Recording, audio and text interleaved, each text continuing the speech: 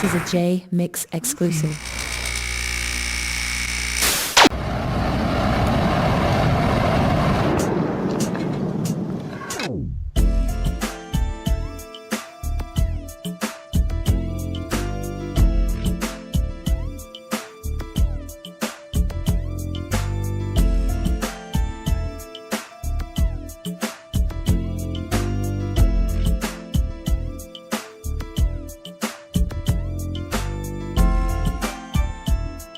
Hey, Patty, how you doing? It's good to see you. Good to see you. Jedrick Tatum, did Frank Alexander also have sex with porn stars on the How Do You Want It video shoot? Hell yes, he did. He absolutely did. Yeah, he talked about that a lot. It was pretty much just a free-for-all, and then he liked to always pretend like he was the bodyguard there, but he was kind of poking where he could poke. So yes, there was a lot of they had shut that whole set down. It was a free for all, yeah, that was true. Luke Henderson, please say that again about Freeway Ricky Ross. I missed that. Oh, okay.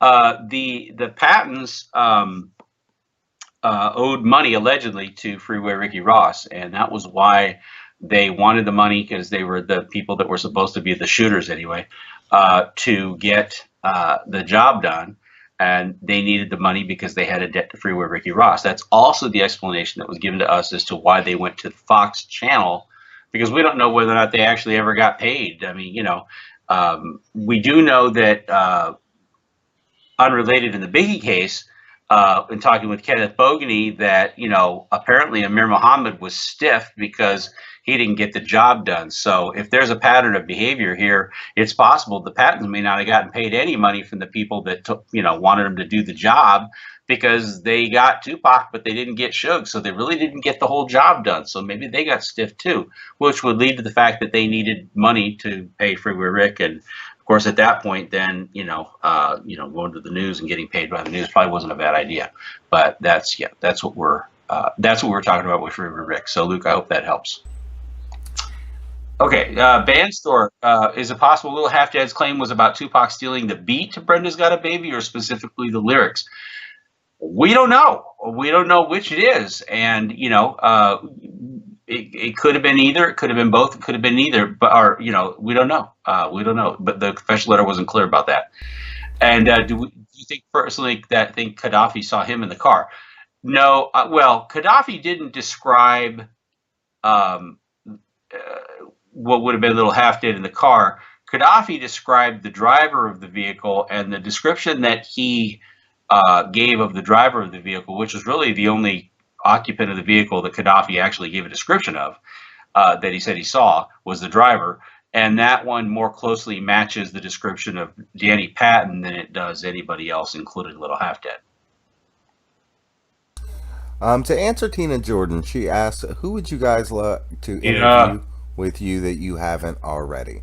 My answer to that question would be Castro. I'd like to talk to Katari Cox. I believe that he's a wealth of knowledge. There's so many questions I'd like to ask him. What about you, RJ? Who would you like to interview that you've never spoken to yet? That's a tough question. Suge Knight. I'd like to interview Suge Knight. Now, would he answer the questions that I would ask him? Probably not, but it would be a hell of an interview. Let's see. Let's find one more question, and then I got to jump. Did anyone ever knock on Anderson's door? By the way, so here's the thing about Orlando Anderson being this big bad shooter guy. Somebody said he was a big crip shooter. Tim Brennan was on his ass, Orlando Anderson's ass, ever since he wanted to pin him for the Tupac thing. Orlando Anderson couldn't fart without Tim Brennan not knowing where it was and what it sounded like.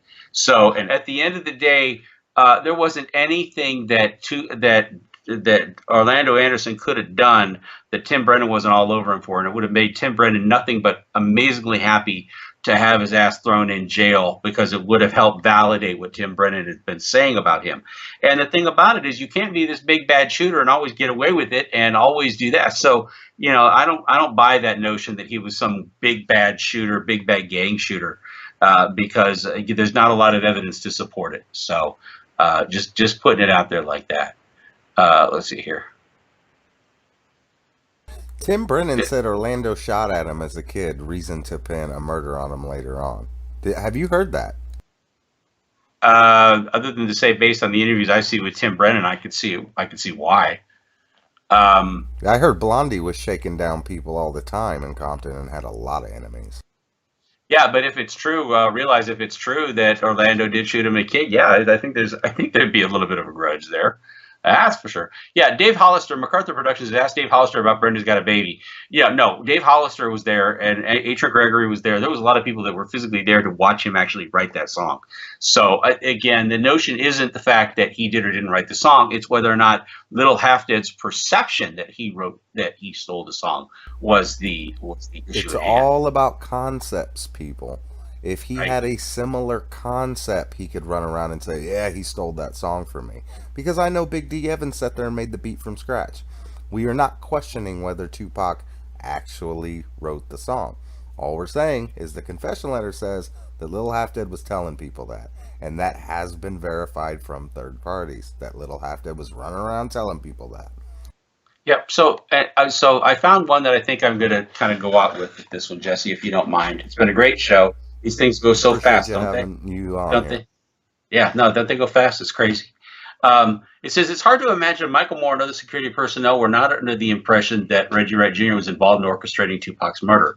You know, that's the funny thing about it. And although some of them were a little more reluctant, and that's why Frank was keeping him in check, to admit it on camera. You know, the camera has an amazing thing. They'll tell you 100 times something, and then you ask them to say it on camera, and suddenly they don't want to get it on camera.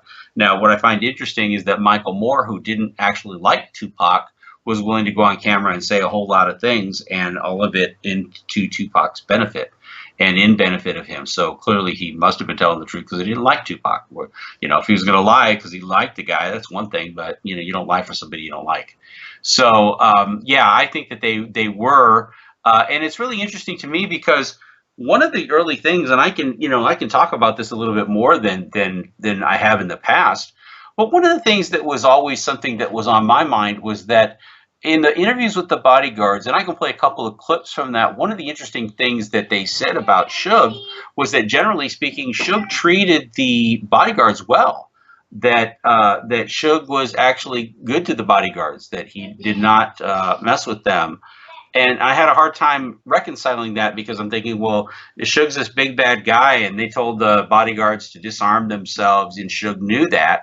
You know, well, it doesn't sound to me like he was too keen on bodyguards. But, you know, as the story evolved and as we understood more about it and Suge's diminishing role as somebody that was a participant into somebody who was more of a victim, as that evolved, you know, it started to make the comments that the bodyguards said about Suge's reliance on bodyguards and his good relationship with the bodyguards, you know, that started to make more sense, and that was actually less of a contradiction. And what they always say about the truth is that, you know, the truth doesn't have a lot of contradiction.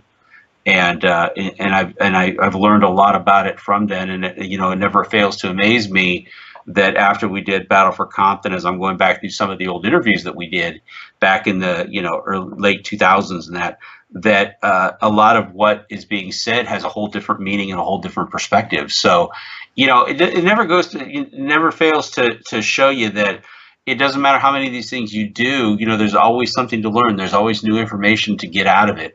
And so, you know, my commitment is to just keep putting that information out. Jesse, you know, we just keep doing it every day. We keep trying to find new things. And if we can't find new things, we try to dig new meaning out of old things and try to get that out there. So, you know, I think you guys have a great, I'm glad a lot of people tuned into the show. Jesse, as always, it's been a pleasure, man.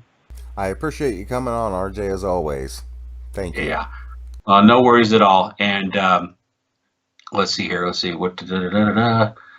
Great Kidding was a shooter. Yeah. Okay. Well, there's the newest one, right? Anyway, guys, it's been fun. We will see you at this exact same time next week. And we want some suggestions about what you want next week's show to be, because this worked out really well. We can prep ahead of time and get some stuff out there. So if there's a topic, even in my absence, Jess, if you want to hang out for a few minutes and see if somebody come up with a good topic, let's roll with it. Let's do it. Okay, guys, take care, and we will talk to you later. All right, RJ, thank you very much. Bye.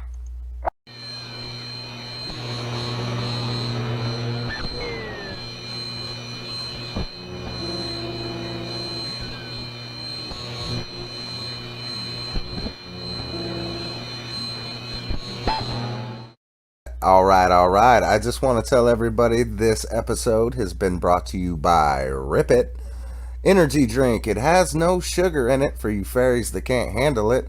And no matter whether you're ripping on a perfect blunt or ripping up some ass, it is good to go. So be sure to get yourself some Rip It. And tell your friends, come to the next live stream because we are going to start bringing the heat. And I know this looks a little weird with a half a screen. So what would you guys like to see on the next live stream? Go ahead and let us know.